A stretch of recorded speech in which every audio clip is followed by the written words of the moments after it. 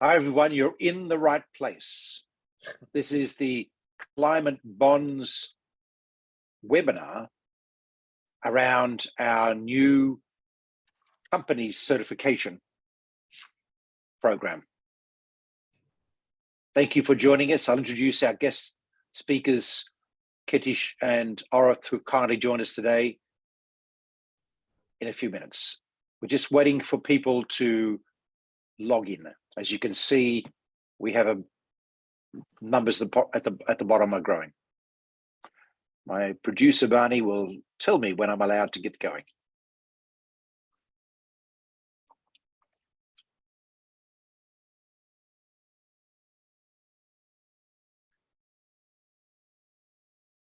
Again, wherever you are joining us from around the world, and we know we've got people from all around the world here, thank you for joining us today. This is going to be a webinar around the new climate bonds certification update to address companies and entities and sustainability-linked bonds. Of course, we've got a lot to do to make this market work. We're trying to contribute to the challenges of growing this in such a way as we can improve and support the confidence of investors and issuers and banks in the efficacy and the quality of the market going forward.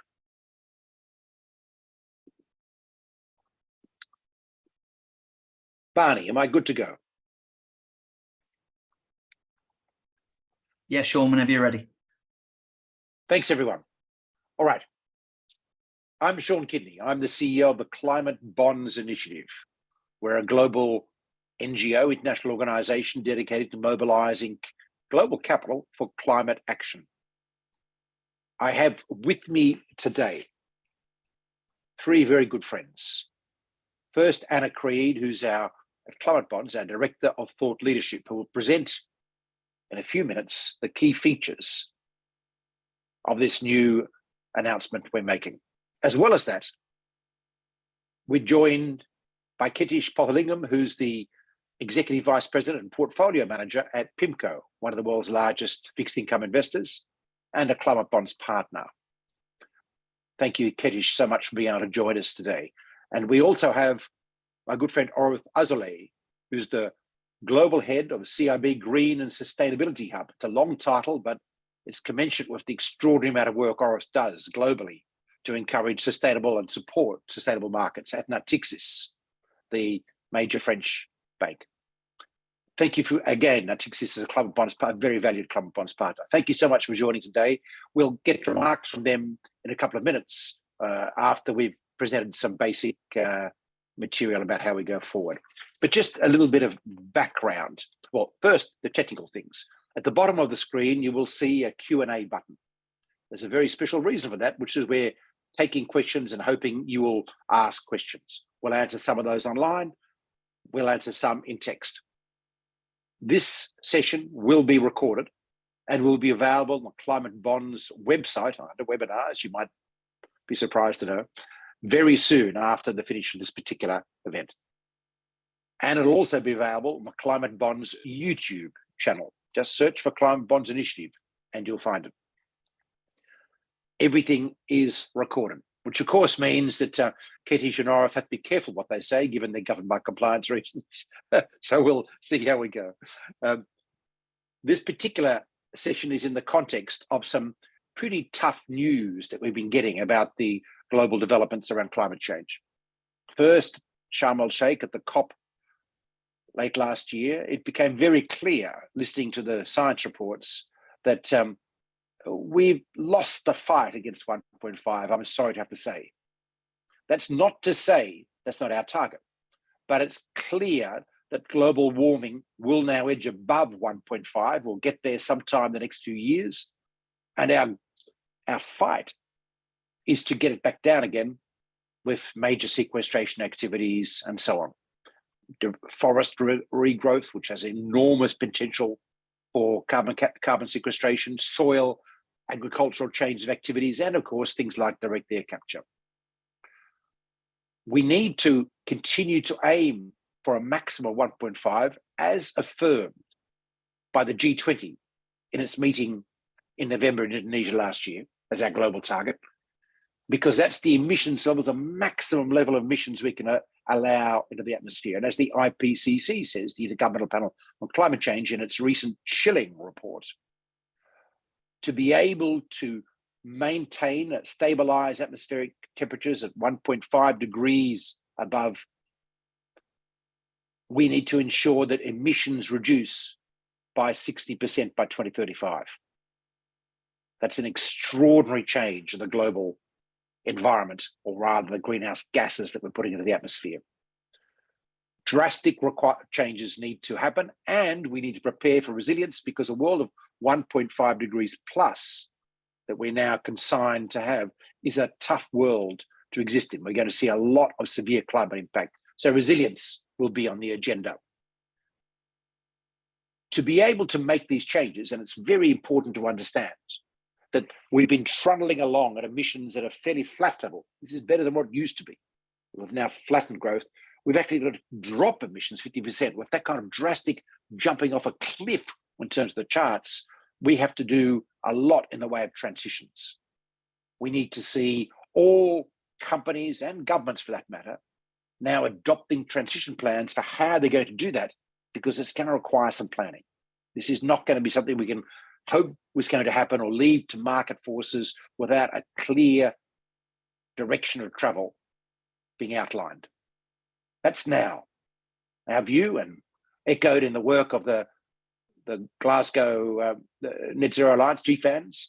We need to complete our transition plans in the next 18 months to 2 years globally. This is tough because a lot of people haven't started, but thankfully, a lot of people have started. And we've seen shifts in countries like the United Kingdom to mandate transition plans for listed corporations. There's a big push in Japan. We have the government pushing very hard for transformation strategies going forward. In Asia, the transition conversation is very much top of the pops in terms of government policy. This is an excellent move. Of course, the use of proceeds green bond market, which is the background to what we've done, and now sustainability and social bonds and other daughters of the green bond market, has got this going. This has allowed companies that don't necessarily have their assets or projects or activities or capex in line with Paris Agreement to still be getting recognition for the work they are doing, building solar farms or whatever that might do. That's been a fantastic start. That market has grown since we started from $2 billion to $2.5 trillion outstanding, with about $3.5 trillion in the global thematic bond market. Not enough, but a fantastic start. We've now seen the growth of sustainability-linked bonds over the last couple of years, more than 400 billion outstanding and growing.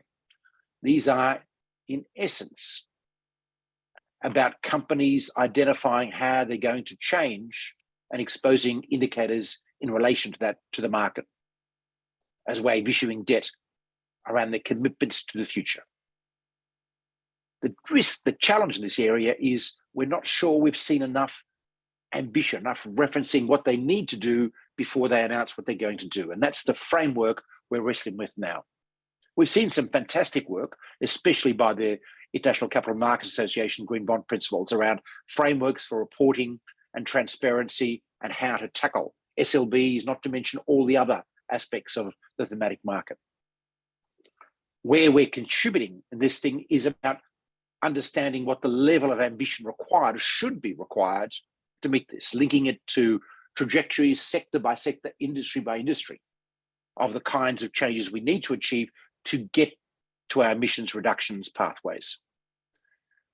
In a sense, guide rails for investors, framing for banks, for issuers, and for second opinion providers, the verifiers of this market, is where we're going.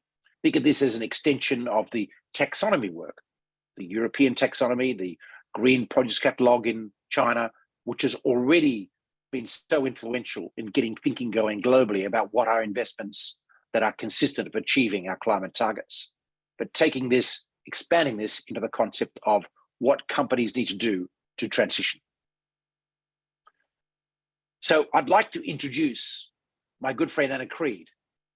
This is about unlocking 1.5-degree alignment, how to get your company certified with the Climate Bond Standard and Certification Scheme. But of course, there's a bit of detail involved. Anna, can I bring you in to run us through what's involved in this announcement, what we're proposing? Thank you, Sean. Absolutely. I'm unmuted now, I think. I'm just going to share my screen. I've just got a couple of slides to help demonstrate. So here we go. Can you see those slides? Beautiful. Okay, lovely. Oh, there's a problem with webinars. I've got the chat, I've got the images. Let me just close all those up. There we go. Right. So basically, yes. So just as a bit of background over the kind of the technical side of what we're putting out today. The Climate Bond Standard is expanding effectively. At the moment, or until yesterday, we were certifying only use of proceeds instruments, similar instruments. In the new expanded standard now, we are also able to certify assets, sustainability-linked debt, so bonds and linked loans as well, and entities as well. So what we're really focusing on, and what we particularly want to talk about in this call today, is that we are going to be able to certify non-financial corporates and their debt. And that actually is both the labelled debt, so we've got sustainability linked debt, but also unlabelled debt, actually, because it's our belief that once you have reviewed a company and a company does have credible and ambitious future emissions reduction targets and transition plans and delivery strategies and roadmaps and governance, etc., to be able to deliver on those targets, actually all the debt that they're issuing, including the general purpose debt, should automatically be recognised as contributing to the low carbon transition as well. So there is a kind of simple administrative process within the standard to get those extended debt instruments certified as well. Once you've got your entity transition certified under the standard. So that's the kind of scope of the new expanded standard. On the next slide, this just shows you the sectors, because obviously we have been developing criteria for use of proceeds bonds for a long time. Assets is very similar. It's basically the use of proceeds element, but without the financial instrument wrapper around it. So pretty much wherever we've got criteria for use of proceeds bonds, we have also got criteria for the underlying assets that you see in those use of proceeds bonds. So those two kind of go hand in hand. And the new area is for the sustainability linked debt and the entities.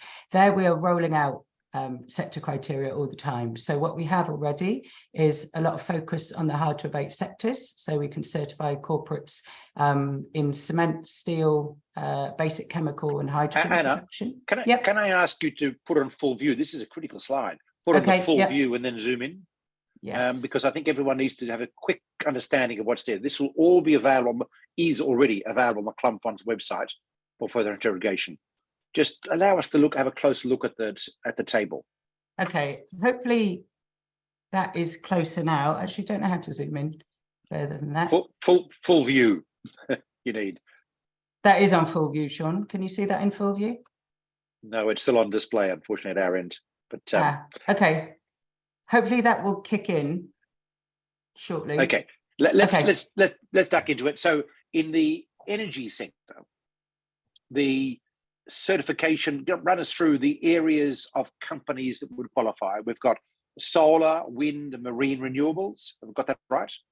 Yeah, it's one thing that's worth pointing out here is, although this work originated in looking at corporates and their transition, we thought we would also offer it to corporates who already don't really have much of a transition to play. So solar and wind are on here because they're actually already near net zero, given the sectors they're in and the assets that they've got. So we've got a mix of sectors and corporates on here that are already near zero, and some that have got quite a substantial transition still to make.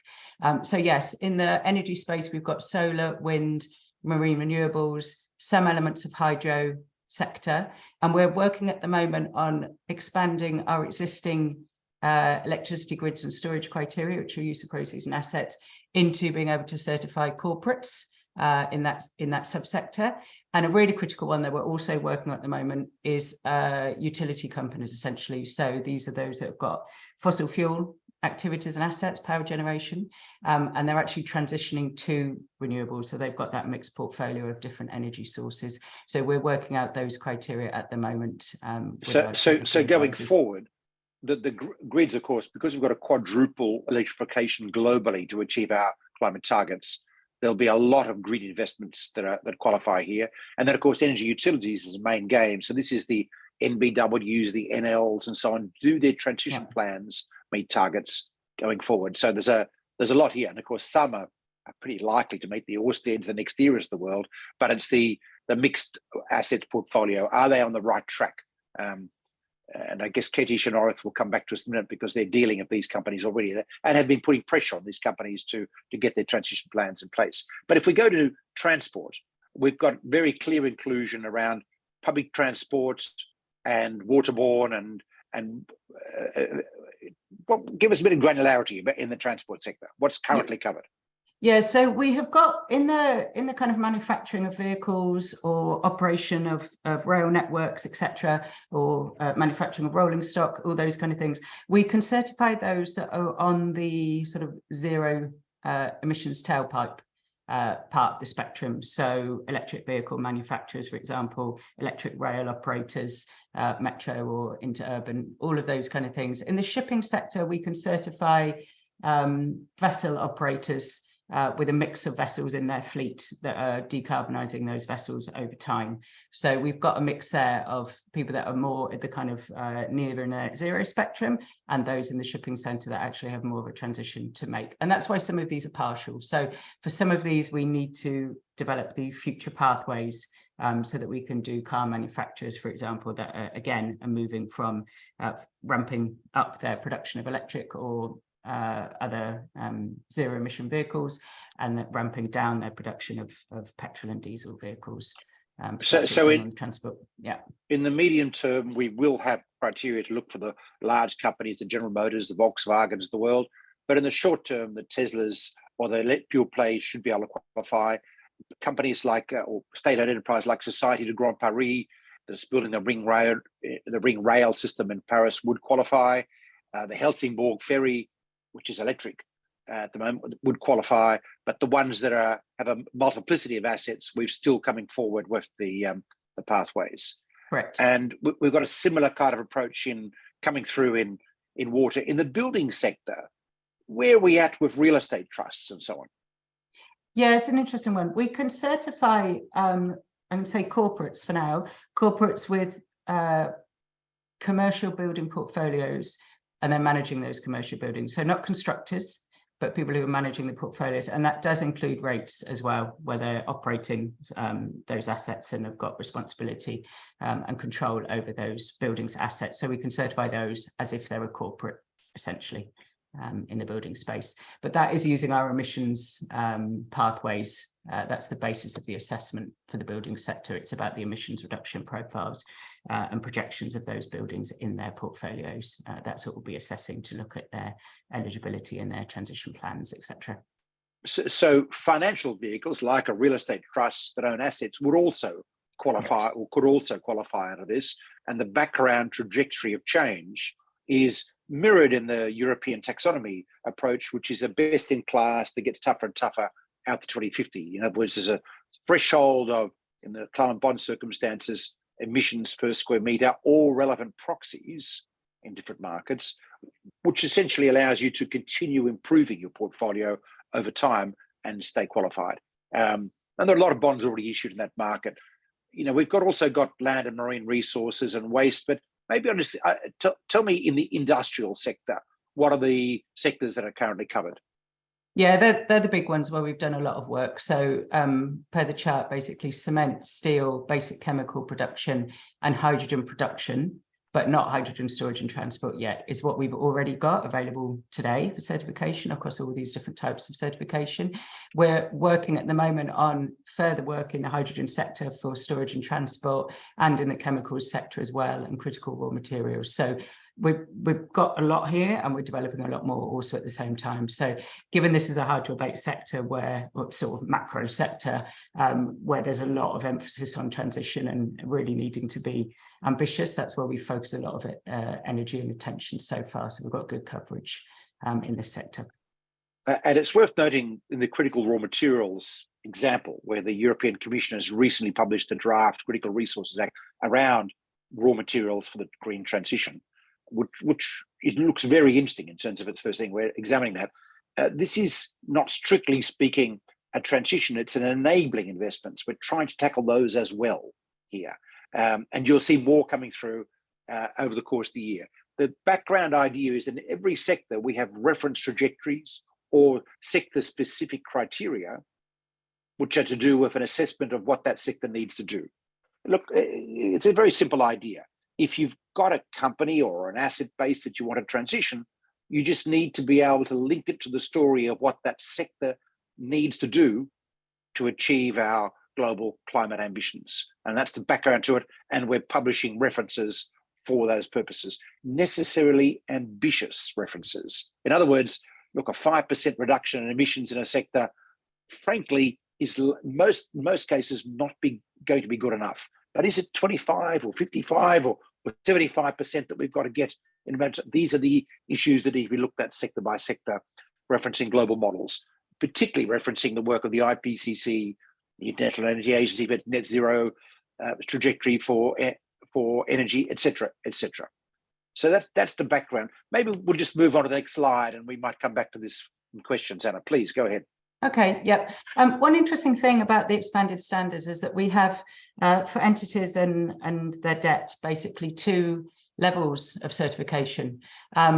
And that is, we want to be ambitious, as Climate Bond Standard has always been. We are looking at 1.5-degree alignment, but we do have some flexibility on the date by which they can achieve that alignment. So we have sort of level 1 certification, which is they're already aligned with 1.5-degree pathways, and their future targets and roadmaps, etc., show that they will continue to be aligned with those pathways going forward.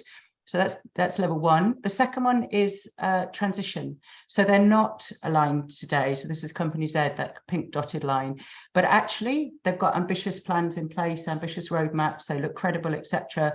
And it does look like their performance will align with those 1.5-degree pathways by 2030. So that's our level 2, and that's a bit different for CBI, that we've actually got this second level of certification now when looking at corporates. And again, this is because we just want everybody to be invited into the fold.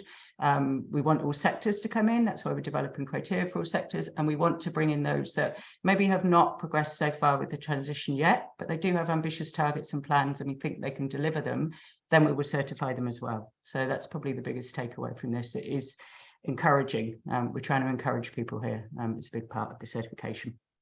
So that is the fundamental difference here, is that how to recognize appropriate ambition. You're not green now, but you have plans to be green in the future, or to be climate compatible. What does that look like? How do we assess it? That's the really critical thing. And Ketish and Nora, feel free to dive in if you need to as we go along now with further questions. But Anna, plow through the next slide. Yeah, there's a lot on this slide. I don't know if you can see me full screen at the moment, but this is a snapshot of what we're looking at when we're looking at a corporate. We can't see your slides, Anna. We're still I can't see them at all. We're still stuck on the sector coverage one. It's not full screen, I'm afraid, Anna. Can you, if you haven't moved either, can somebody else put them up and I'll just talk to them, because obviously something's not working with showing the slides on my screen. Because there was a nice chart for the aligned one, and now there's an interesting diagram. I can talk to it if somebody else can put it up at the same time. Look, we'll need to keep going, Anna, because we need to close down before someone else can open up. Let's just keep ploughing ahead. Okay. Are you seeing a different slide now? Yeah, it's there now. Yeah, we can see. Yeah. All right, it just doesn't do it in the full screen mode, I think. There we go. So that's the chart showing the aligned and the transition labels, essentially, that are available. And then on this next slide, it is the elements of what we're looking at when we're looking at a corporate and then transition plan. So really, therefore, what entity certification represents is ambitious and credible performance targets, delivery strategies with a foundation, and then detailed implementation plans and roadmaps, governance elements and disclosure elements. And that's what's on these boxes here. So it's really looking at your climate mitigation performance targets, where we've got adaptation, resilience, and the sector criteria. That's covered as well. The foundations of the delivery strategy, the vision, strategic narrative, identifying the decarbonisation levers, and information about how your decarbonisation transition aligns with broader environmental and social goals. There as well, just for the bigger picture context. And then on the implementation plans, these are effectively the roadmaps. So what's your roadmap? What's the actions you're going to take to address your scope 1 and 2 emissions, and also your scope 3 emissions? All of this with interim milestones that can be tracked over time to check your progress. Similarly, for your finance plan, what's actually, how are you going to finance the transition? Where's the finance coming from? How does it impact generally on the organisation's profitability, on their asset base, etc.? So is it a viable transition in the bigger financial context of the organisation? Then an aspect on internal policy alignment, and another on the sensitivity analysis around that implementation plan. And on the governance, it's about the board and senior executive responsibility, processes in place, procedures in place, mechanisms in place for resetting and monitoring those targets and plans, and also correction of underperformance, because there probably will be times and periods where the targets aren't met, the milestones can't be delivered. That's to be expected. These are forward-looking plans into the long term. So really, we wanted to make sure you've got mechanisms in place that you can correct fairly rapidly, identify and correct fairly rapidly where things are not going to plan. And then disclosure elements as well on that one. And on top of all of this, I think this is one of the interesting things about certification is it's not just disclosure. We're talking about our approved verifiers going in and being able to check non-public information here, and the important checklists which go alongside the standard really give a lot of information about actually what you should be looking for, what is credible evidence to support all these elements in the standard that need to be ticked.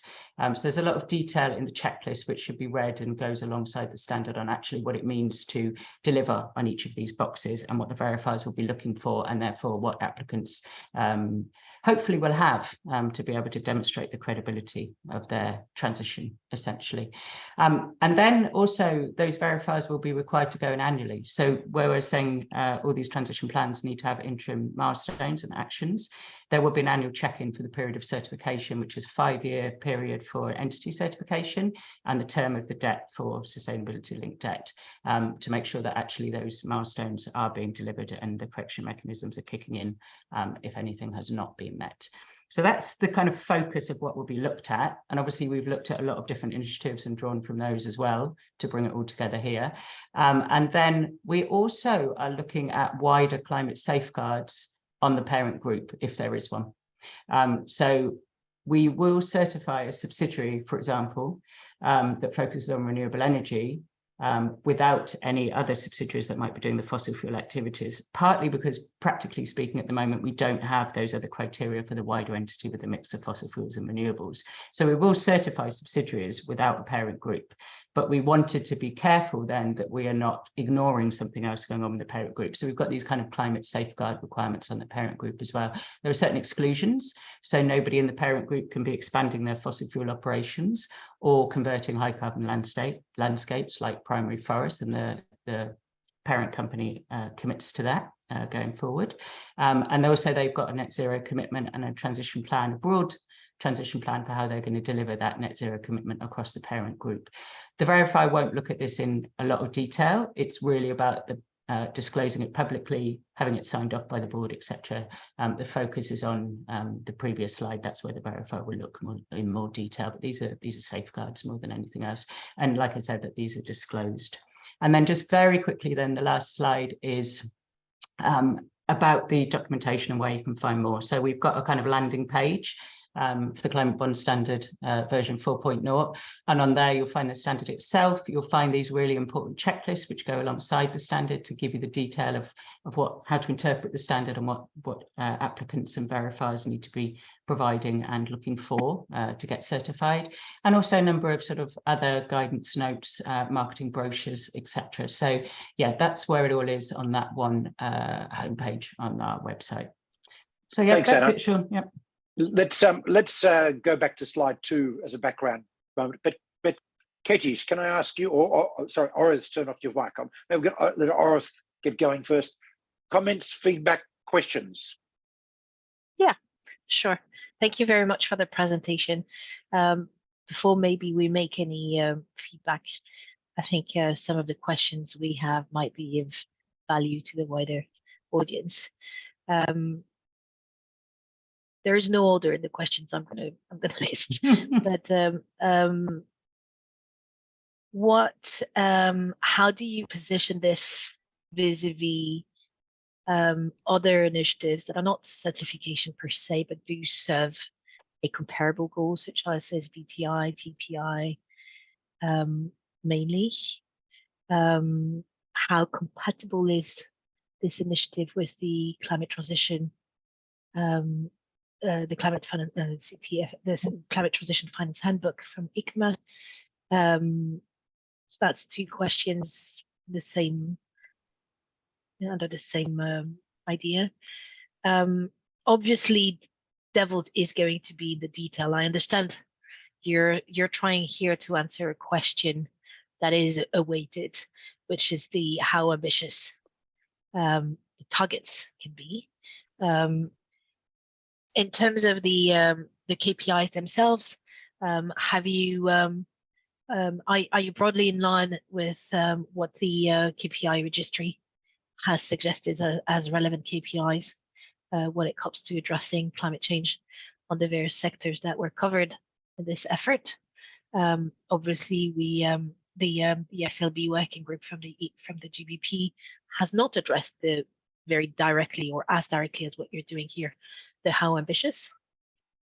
And then last bulk of questions from my end is more for the transition aspect, because the aligned one is probably the one that is more directly deriving from your use of proceeds, the use of proceeds intelligence that you've already built over the last years. The transition one, I think it is all going to come down to the calibration of it in terms of the how fast alignment will be expected. Does it account for geography, sectors, sector differences, and how do we, generally speaking, manage? And I know I'm asking not necessarily easy questions, but how are we managing to raise the bar but not raise it too high and too fast? So that would be my main questions. Anna, do you want to have Ketish first? Let Ketish got some further questions. Hi there. First of all, Sean and Anna, thank you very much. One, for the opportunity to join this webinar, and two, to see the work that you've done, which is clearly substantial and impressive as well. And I think to echo Orith's comments on, the work that we've done at ICMA on the green bond principles and then the sustainability linked bonds principles in particular, which is relevant to here, does not necessarily address the quality of ambition. It's a voluntary act when issuers come to the market, and to have this grid as you're growing it, I think will be helpful. But to sort of expand on one of the questions that Orith came up with is, transition finance is a requirement, as Sean, you identified there, right? And it needs to be put into place. And SLBs, in our view, are a conduit for companies looking to transition, which don't necessarily need to fund a specific green project. What you don't necessarily want to do is try to kill the baby or throw the baby out with the bathwater, and by making companies saying, I can't make these, my ambitions are there, but they may not pass this sniff test. And it becomes sort of almost too high a bar. So I think so how do you assess the height of that bar? Is it a world record high jumper's nightmare, or is it just something, say it's a high hurdler's jump, so he can actually do it, or he or she can do it with a degree of comfort, but it's by no means business as usual, is one area. And then the, clearly you work closely with ICMA, and I think it's very important that, say, this sits as or is pushed as a complement to that work, in the context of, say, you're a completely independent entity, etc.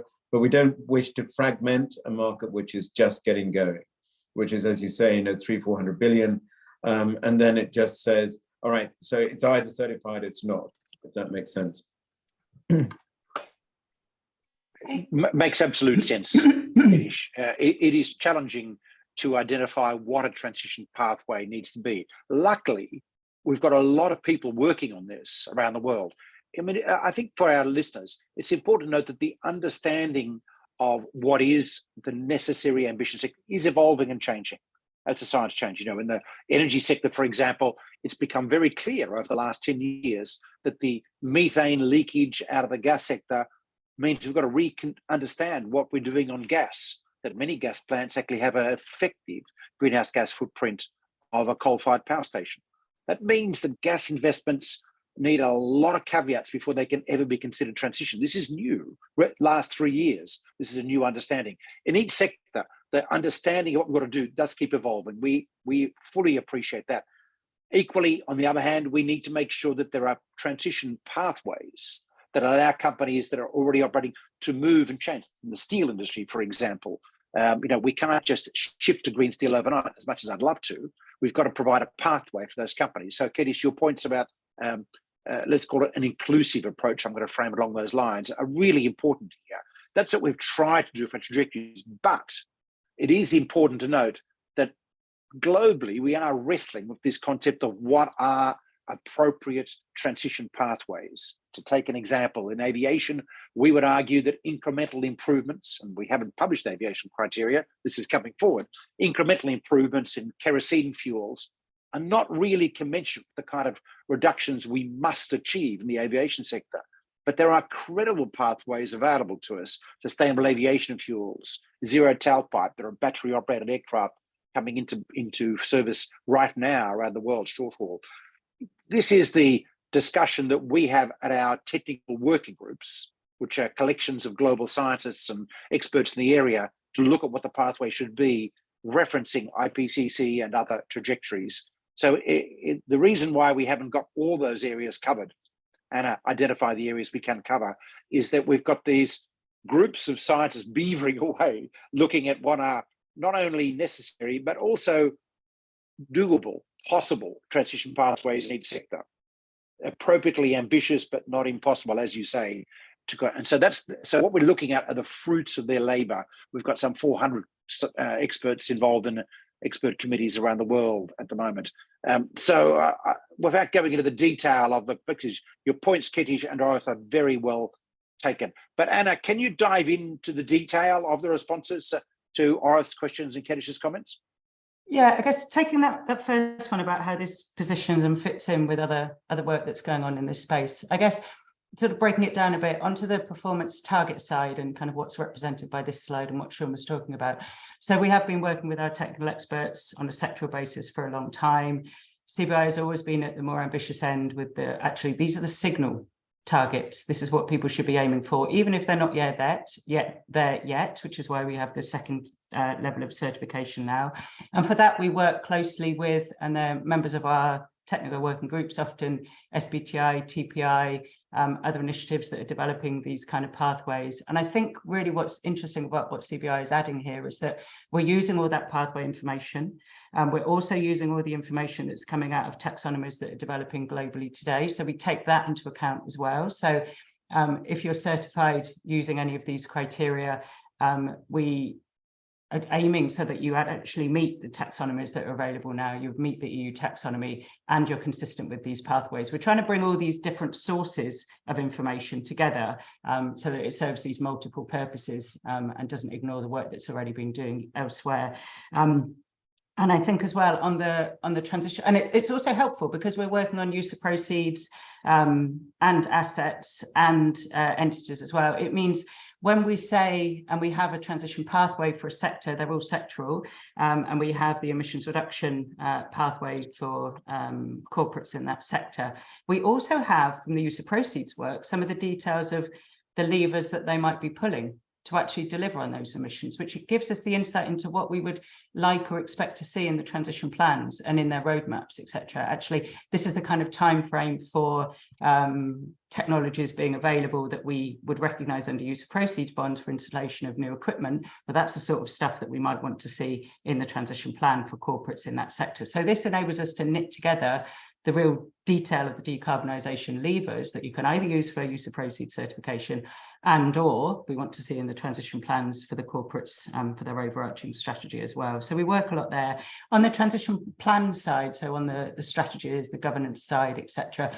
So we're aware of a lot of other organisations that have been working on this from the regulatory side, proposals for regulation like TPT, the work in the EU for CSRD, etc. We're keeping an eye on all of that. On GFANs and the sort of voluntary initiatives from other schemes that have been up and running for a while, like ACT, SBTI, TPI, etc., either done on a voluntary basis or their analysis in the market. And what we've really tried to do, and I think what we are doing, is bringing a complete package. Some of these just focus on disclosure. We're focusing on disclosure and what's under the hood of that disclosure. For example, like I said, we can use non-public information with our verifiers as well. We're focusing on the targets. We're also focusing on the credibility of the transition plan, and some of these initiatives focus more on the targets and less on the plan. So what we're really trying to do is bring all of those things together.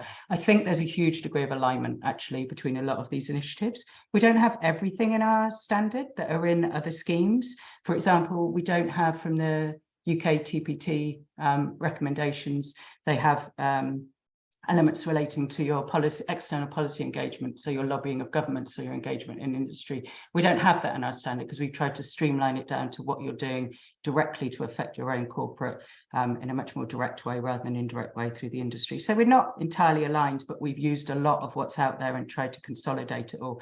And off the back of this, we're engaged in a lot of initiatives with all those other players so that we all understand and we can communicate better to the market actually the degree to which we are aligned, and then those few differences and those places where we're doing something a little bit different and the reasons why we're doing something a little bit differently. So we're definitely building up alongside it, but I think we give and coming back to ICMA as well, we've always been very in tandem with ICMA. So for our use of proceeds bonds, we always say that we're not competition to the Green Bond Principles at all. If you're certified, you meet the Green Bond Principles because that's the foundation of certification. What we're adding is an extra layer of granularity to help you interpret some of the things in the Green Bond Principles. So actually what are eligible use of proceeds in a much more in-depth way. And in effect, that's what we're doing here with this certification. We're taking what's in the SLB principles and in the Climate Finance Handbook, and we're giving a layer of interpretation on that to get quite practical about actually what those things actually mean. And that's, I think, what we're adding. And in that sense, I think we're quite similar to, say, ACT, which has been up and running for a long time as an actual assessment scheme. And as well, we can bring the verifiers into it. So we're bringing, again, that extra layer of there's an assurance mechanism built in, and we've got that track record and history with our verifiers. So I think we're compatible. We are going to be producing more information soon about the degree of alignment and the differences between all these different initiatives. So that will be coming out shortly as part of other work that we're doing. And we want to build on them, and we want to bring it into one place using our experience of actually providing these services to the market and providing the verification to be another player bringing that. And I think we're trusted to do that, which is another reason we wanted to do it, to help prevent greenwashing or transition washing at the corporate level as well. So yeah, that's our background. In terms of the KPIs in line with the registry, yes, I think they are. Like I said, we use a lot of material that's already available. We have emissions reduction pathways specific to that sector using the KPIs you'd expect to see, often emissions intensity per unit of product, those kind of metrics. And alongside that, we have some qualitative criteria for some sectors about if you're bringing in new technology or new facilities, this is what we want to see within those new facilities so that we're not stranding, creating stranded assets for the future, essentially. So yeah, I think we are compatible with the metrics in the registries and other schemes as well. In terms of going too far too fast, maybe this just loops around to the initial question is, this is ambitious. It is focused on 1.5-degree pathways, notwithstanding our transition level as well as our aligned level. But it's a signal. And some people will use this not for certification, but they will use the framework and the guidance for something they might be aiming for, or even for the transition plan, even if their targets are different and they don't meet our performance targets per our sector criteria. All of this is publicly available. It can be used. We've got people using was the precursors to the certification scheme, which was the hallmarks we produced a couple of years ago, which had the basic elements of the transition plan. People are using that at the moment to screen their portfolios. And I hope people will be able to use the certification checklists to think about their transition plans, even if their performance targets don't align with these sector criteria that we're putting out. So it's all public, can all be used in different ways. But yeah, as CBI, we want to be clear about these are the 1.5-degree pathways so that they're out there and people can be aiming for them in the short, medium term. Yeah. Orith, Can you elaborate a bit more on the lifetime the transition level is allowing in terms of when you would expect applicants to be aligned with 1.5? Yeah, so just because I don't think this showed before, this is a graphic of it. So essentially, if you're using if we're awarding the aligned label, it basically means you're already within those 1.5-degree pathways and criteria, and we think you will stay within it. If you're in the transition one, it means you can be a long way above them now, but we think you're going to align before 2030.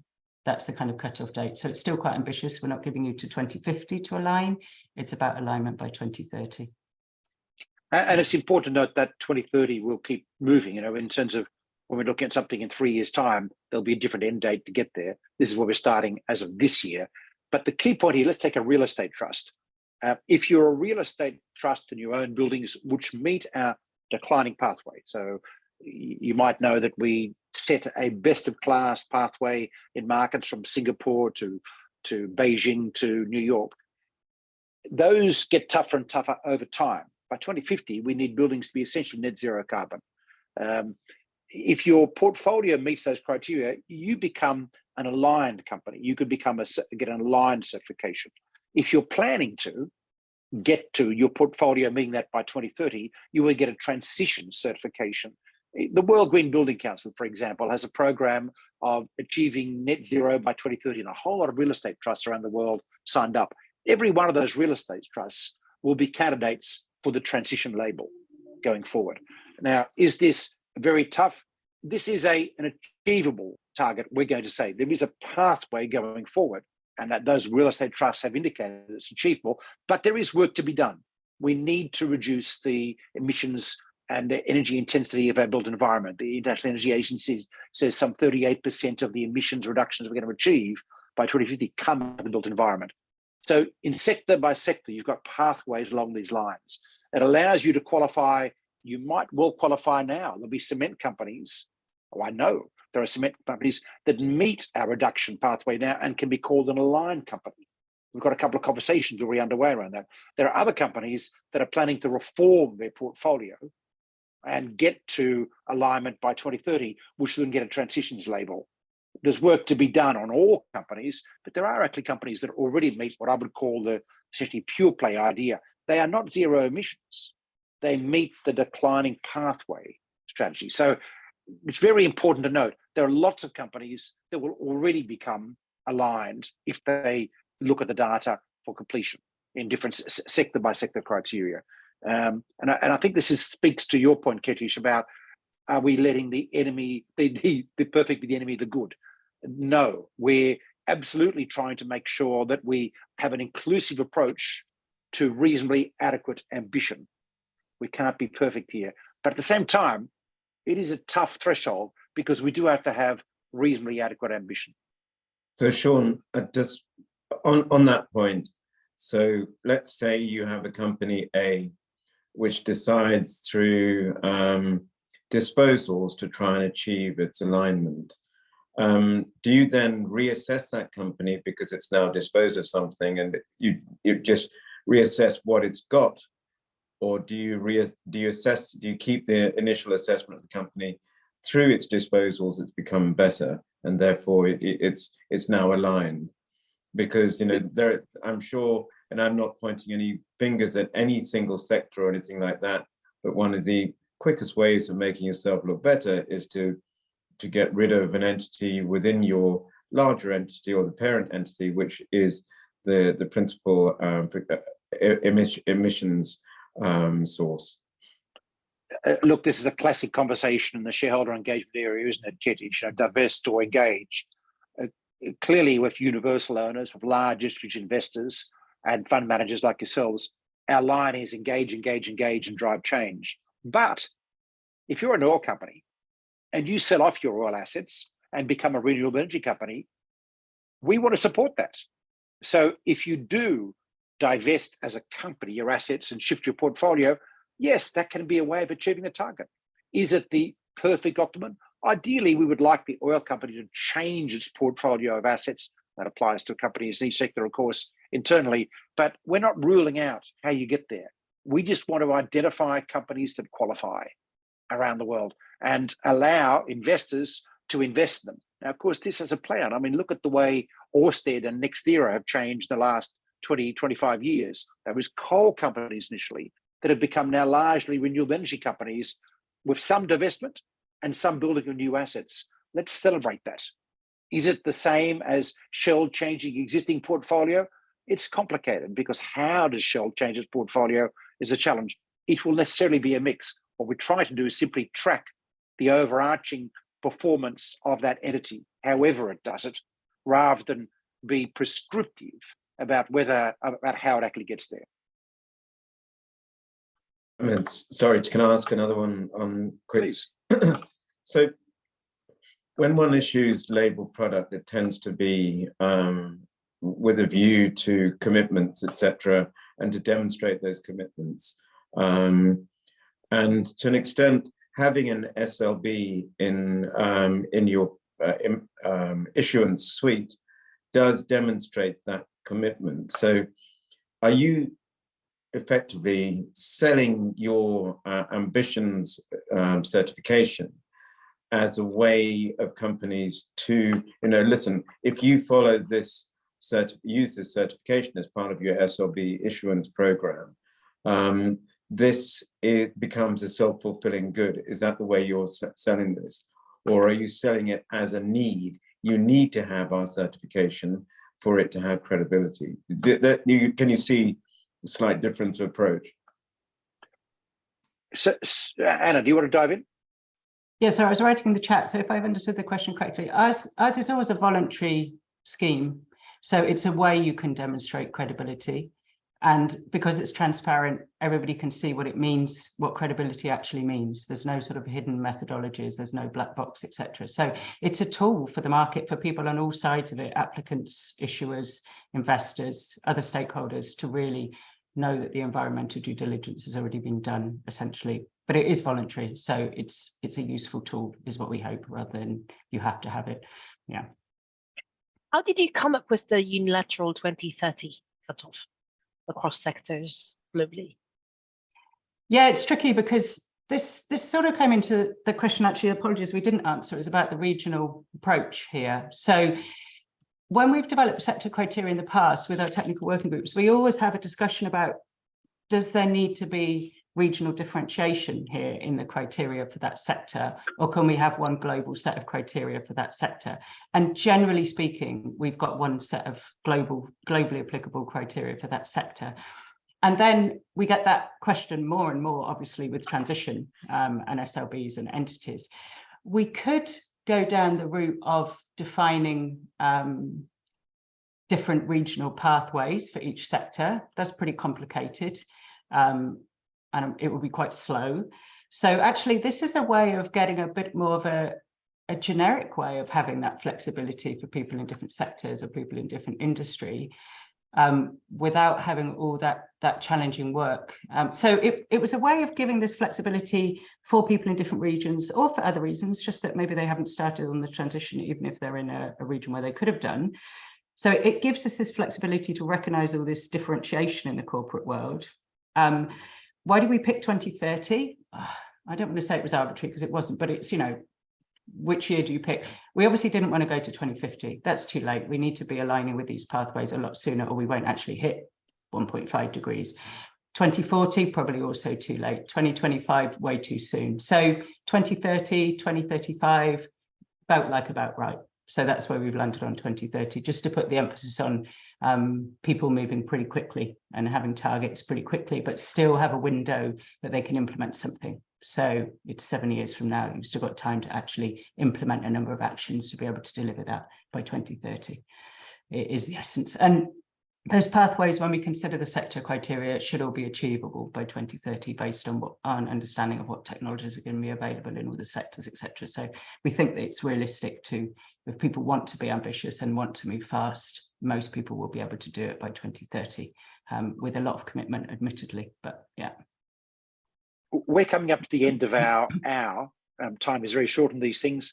We will keep the webinar open for a while afterwards to answer questions by text. So Barney, note to you, keep it open for at least 15 minutes after the hour, but we've got to formally finish our time because especially Orith and Kiddish have got other meetings they've got to go to. We've only just touched the surface. We're going to do more webinars going forward, delving into the detail about this. Watch this space. Last questions or thoughts, Orith and Kiddish? Maybe because this is what you expected from us, an overall feedback on the approach. As an arranger and structurer of such instruments, any serious external independent parties benchmark or reference we can rely on to support the integrity and ambition of the structures we're trying to promote vis-a-vis our clients is welcome. So, so I think you are answering a need with this initiative. The second comment I would make is the attention to the levers and the actual transition plan is crucial and sometimes lacking in the existing initiatives, not always. So I think the fact that you're going in details into the credibility assessment of the claim is extremely relevant.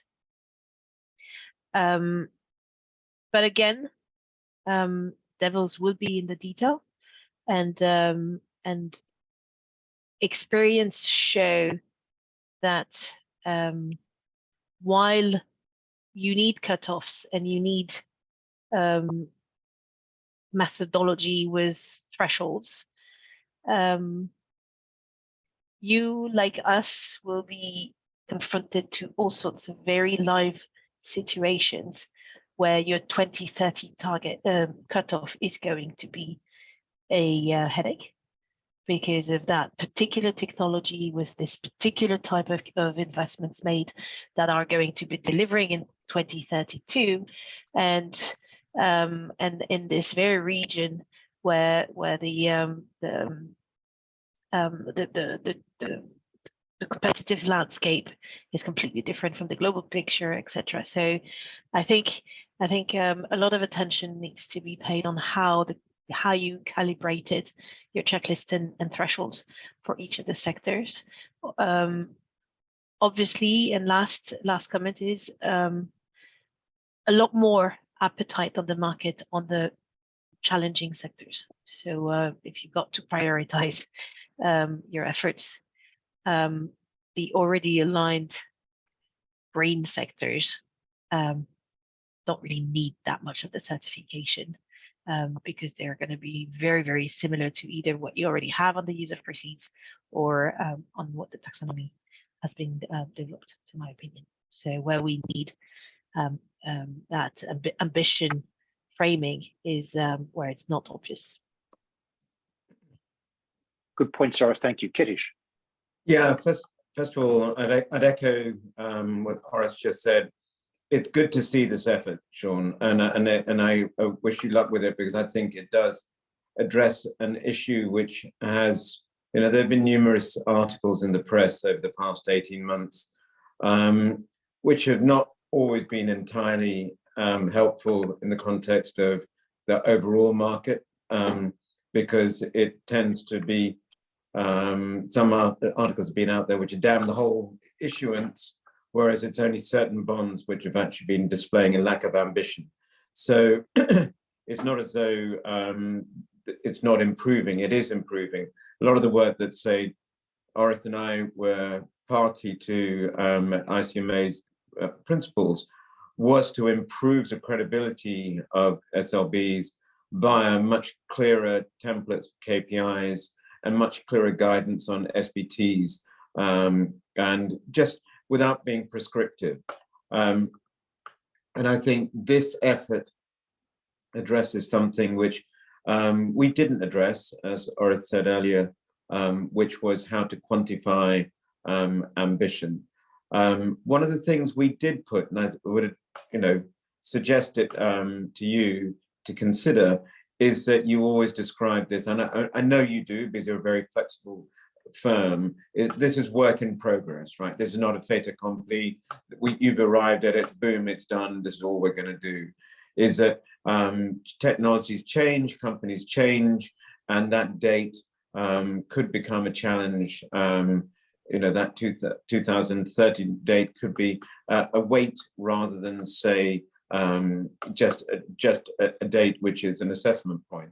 So I think to say that you are flexible in your interpretation of these ambitions, I think it is a good, not a caveat, but a compliment to your methodology. But aside from that, this is very encouraging. It's great to see, and I wish you well. Thank you. Maybe just a couple of suggestions for elaboration in your further communication. There are a couple of topics we'd like to hear about in the way you address them. Offsets, carbon sinks, what do you do with them? As well as very important matter, which is the enabling part of the transition story, which is a very often misaddressed in a lot of the alignment works, which is how do you value the contribution of a company to the transition of other sectors. So it's enabling capability, which I think is absolutely crucial in carbon intensive sectors. So so I think it's a very important element on which we would hear how this certification is addressing. And I am also very happy to hear a big difference between what you're putting together and what's out there, which is the annual check-in, which is nowhere to be found. So that is a very important, while quite heavy, I would imagine, but a very important feature. Thanks, Orith. And I'll just ask you to some final comments, but just to specify a couple of things in terms of questions. Scope 3, we don't cover in the primary criteria. We look at Scope 3 in background, figuring out criteria in different sectors. So it depends on the particular sector and the methodology for determining. A classic example would be rail, where we look at the zero tailpipe emissions of rail as our primary indicator, but we do not take into account the utilization of energy. In different sectors, there's where different scopes come in will depend on the sector by sector. And that's kind of links to Orith's concept of enabling. We are very conscious of the need to support, for example, grid investments or critical mineral investments or other enabling investments, which support transitions in other sectors. And so our methodology for assessment will vary sector by sector, depending on what our global expert committees will tell us is the way forward. It's this, in a sense, we're trying to come up from macro perspective about what needs to be done.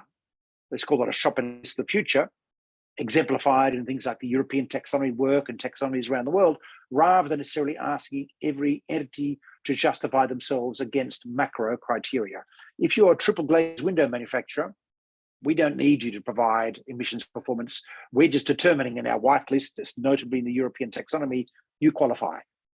It's simple, et cetera, et cetera, et cetera. So there's a difference there. Two is, this could be used for equity. If you're a certified company or have a transitions label, a line label, then you can use that labeling scheme however you wish. For issuing debt, in all your debt would qualify, just somebody confirming each item, a bit like a credit rating for from Standard & Poor's and Moody's, or you could use it as a label for a roadshow around capital raising. That's your call. We're just simply providing certification around the company here. There will be a global network of verifiers doing this. We already have about 70 Climate Bonds verifiers around the world. Each one will have to get a bit of extra confirmation of their capacities to be able to do company certification, but we will have a large pool of verifiers around the world ready to be able to confirm certification going forward. And that'll be people like the big four accounting companies or DNV, or the like. Yes, this could be linked to incentives going forward. That's a subject for regulators or people who can provide incentives, but that is part of what we're trying to think. We are looking at banks, at energy utilities, at various other forms, sectors and types of institutions qualifying in the future. So this is the first stage, not the end stage where we're going. Governments will become part of our focus going forward. We absolutely need to understand what are appropriately ambitious plans for cities, for states, for countries going forward. There's a lot of work happening around the world about that. We're trying to work with all the other parties involved to come up with tools that investors and issuers and banks can then use as a framework to assess here. So this is forward direction of travel. Anna, have I missed anything? No, just to re-emphasize what I think Ora said, this is, we're launching it today. It's available today, but it is going to be evolving and growing. We're all going to be learning about how we use it and how we assess these things. So it's very much a work in progress, not just on the sectoral expansion, but actually on how do you best assess a transition plan. So very much welcome all conversations about it, or questions about it, or feedback on it. So yeah, we definitely welcome feedback and discussion. Yeah. Thank you so much, Ketish, for joining us today, Orith for joining us today, and Anna for your presentation. And thanks everyone for being part of this webinar today. We will stay online to answer questions in text for a little bit longer, but this is the end of the webinar. There's a lot to be done. We have an enormous transition to achieve in our global economy and society in a very short amount of time if we are to avoid catastrophic climate change. We do need to take an approach of bringing everyone with us in sectors. Look, you know, I'm not going to say we have an opportunity for coal companies to survive in the future, but in most, we need steel, we need cement, we need industries of all kinds to transition. We've got to support, encourage, enable, be inclusive about that, to encourage adequate ambition. But there is a discussion we need to have globally about what is adequate ambition to achieve our targets to get there. And this is our contribution towards that discussion. Our goal is to make it easier for banks, to make it easier for investors, to make it easier for companies to understand what it is that we need to do in a way that is credible. Not overly ambitious, but adequately ambitious is the key point. And that's a tough line, as we know. The job here is to channel the science, to make sure we are adequately referencing the Intergovernmental Panel on Climate Change reports and the other work that's being done around trajectories and turning it into tools for the financial sector. I hope you all join us in this extraordinary journey that our world has to be on, the financial sector has to be on, that companies have to be on, to create a future which is a future that we think can be fit for our children, a sustainable future. Thank you, everyone, for joining us today. Thanks very much. Thank you Thanks. for inviting us. Thank you. Thank Thanks you very for much. asking. Thank you.